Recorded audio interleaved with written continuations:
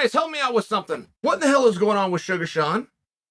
What in the hell is going on with Dominick Cruz? And what in the hell is going on with Jose Aldo? Now, this is my job to know. Not to mention, I'm a fan of all three. So if this information is out there and I have missed it, feel free to shove this right in my face. But I haven't seen boo. Dominick Cruz just gave the single greatest interview that he's ever given. And not a lot of you heard it. It was in a very obscure, it's called Wrestling Changed My Life podcast, and the wrestling community is small. If it would have been called MMA Changed My Life podcast, you all would have heard it. But it was the most interesting interview, and I maintain for you that Dominick Cruz is amongst the most interesting characters in the history of MMA. Dominick Cruz has ever been as interesting, fun, funny, peculiar as Conor McGregor. He just doesn't show you it, and Conor does. It's one of these things, because for Dominick Cruz, who is only, this came up in his last fight. His last fight, possibly it was Jon Anik. Somebody said, Dominick Cruz has never lost a fight that wasn't a world title fight. I did not know that. I knew he was cloaked in success. I think he's lost 3 fights in his whole damn life. It's something ridiculous. You for sure can count him on one hit. I didn't know they were only world title fights. Only submit for you because Dominick Cruz has proven he's still one of the boys. And Dominick, right, it's a matchup issue. Dominick Cruz versus Jan is a very fascinating match, particularly since Dominick Cruz and Aldo are basically the same guy. They really are. They'll be insulted when they hit, but they really are the same guy. They can strike really well. They never get tired. They never quit moving. Oh, by their way, wrestling's on point. They're very similar. So Dominick versus, and that's an interesting match. If you want to become a number 1 contender, it's very hard to do unless there's parity within your division, of which at 135 pounds, there is. Aldo hasn't cleaned out the entire bracket yet. It's one of those interesting spots. And traditionally, if you beat a former number 1 contender, then you get a fight for the belt yourself. Now, getting Dominick Cruz back into a world title fight, of course, is going to be hard because he's been given that opportunity. He's not getting any younger. But guys, that's perception, not reality. If you go watch Dominick Cruz fight, he is just as good now. He is just as dominant now. And that is an interesting matchup. I'm talking now about Dominick versus Sterling. And even if Dominick had to go the Jan route, I don't care what way Dominick goes. Including if he is slowing his career down. I'm not against that. I just don't have any evidence of that.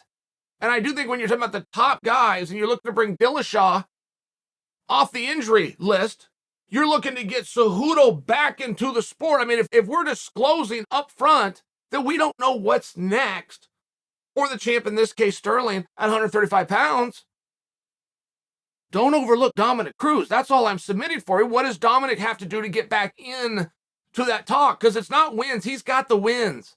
It's not prove he can perform. He's never proved that he couldn't perform. He's never lost a fight unless it was for a world championship, for goodness sakes. But I don't see that his name's in the discussion, guys. I think that we need to change that. Now, go back to Jose Aldo. Jose Aldo was on a very clear mission, and this might be out there, guys. Maybe you're going to correct me, and I've missed it. Maybe all 3 of these guys are booked, and somehow it just got past me. That's the conversation I'm having. Is this the case? Do these guys have something to do? Something we can all look forward to, and I just haven't heard about it. Because Aldo was on a very clear path, and one thing that never happened to Aldo, it happens to everybody else in their career, Aldo never got hurt. Jose Aldo has never pulled out. There's no gap within his career. There was a night or there was a moment, things like this. Don't think you have to correct me. I'm talking about a meaningful injury, a meaningful amount of time, something that could get the train off the tracks. And an injury, a delay for any reason can definitely do that. The landscape changes fast. It's very competitive. But that's never happened with Aldo. And he's been on a very clear, I want back to a world championship fight. He changed his physiology. He got down to 135 pounds. He was not more likely than, say, Colby Covington, by example, or Robert Whittaker, by example, to get back into a world title fight, as long as the current champion that beat him, in this case, Peter Yan, is still there holding the belt. But that's not the case. We got a major shakeup. Jose Aldo versus Sterling is a very interesting match, even if you think that you know the outcome. And then you come to Suga Sean. I don't know what's going on with him. Sean just said something very beautiful. Sean was having a little bit of fun, and he was getting some headlines. That's what he does.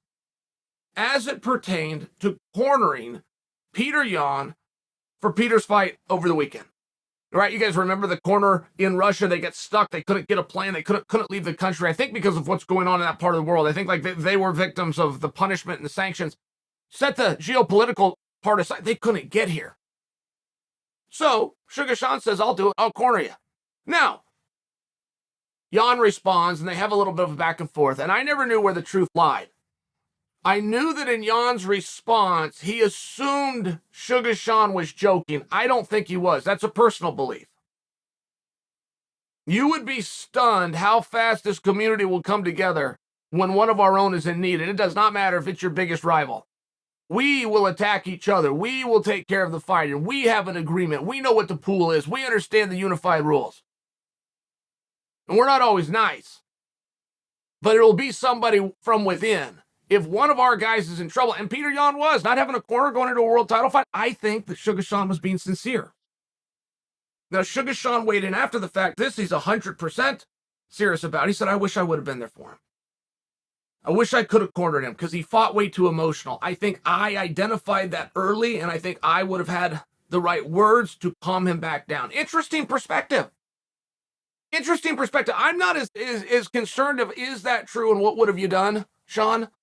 As much as I appreciated the sportsmanship, that he had a genuine care and concern, and now we do know that is the kind of guy that could be in your corner. But now that I'm looking at Sean, even because of these statements, what is he doing? Where is he? He's a huge draw. He's a huge appeal. People love him. He's always got somebody's always pissed off with Suga Sean.